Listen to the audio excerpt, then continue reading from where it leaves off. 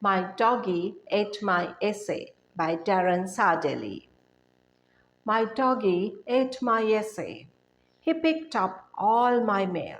He cleaned my dirty closet and dusted with his tail. He straightened out my posters and swept my wooden floor. My parents almost fainted when he fixed my bedroom door. I did not try to stop him. He made my windows shine. My room looked like a palace, and my dresser smelled like pine. He fluffed up every pillow. He folded all my clothes. He even cleaned my fish tank with a toothbrush and a hose. I thought it was amazing to see him use a broom. I'm glad he ate my essay on how to clean my room. හොඳයි දුවේ පුතේ. අපි බලමු මේ කවිය සිංහල තේරුම. එක දැනගත්තම ඔයාට කවිය පාඩම් කරන්න ලේසියි. මගේ බලු පැටියා මගේ රචනාව කෑවා.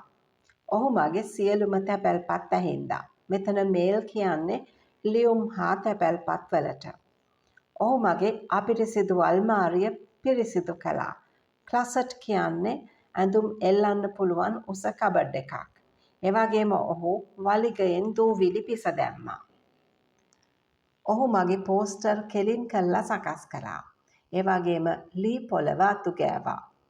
මගේ දෙමව්පියන්ට සිහි නැති වෙන්න ගියා. ඔහු මගේ කාමරේ දොර අලුත් වැඩියා කරන විට. මෙතන almost fainted කියන්නේ සිහි නැති වෙන්නම ගියා. හැබැයි සිහිය නැති වුණේ නැහැ. මම ඔහුව නැවැත්වීමට උත්සාහ කළේ නැහැ. ඔහු මගේ ජනෙල දිලිසෙන්න සැලැස්සුවා.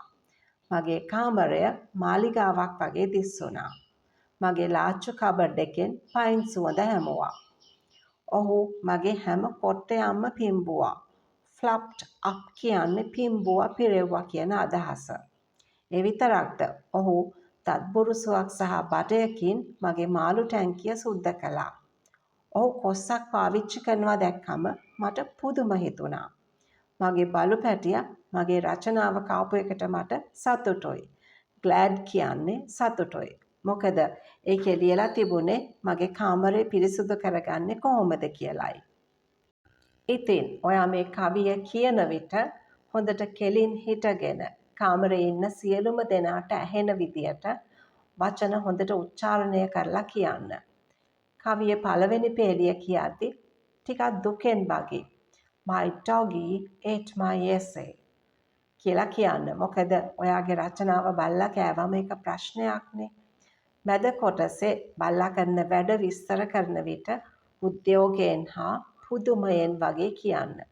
ඒ වගේම අවසන් පේලිය කියද්දි ඊටාම සතුටුදායක ස්වරයකින් අවසන් කරන්න. මොකද බල්ලා රචනාව කියවලා ඒ විදිහටම කාමරේ පිරිසිදු කරලා දුන්නානේ. අවසන් පේලියෙන් පස්සේ thank you කියලා හිස නමලා ස්තුති කරන්න. Good luck with your competition.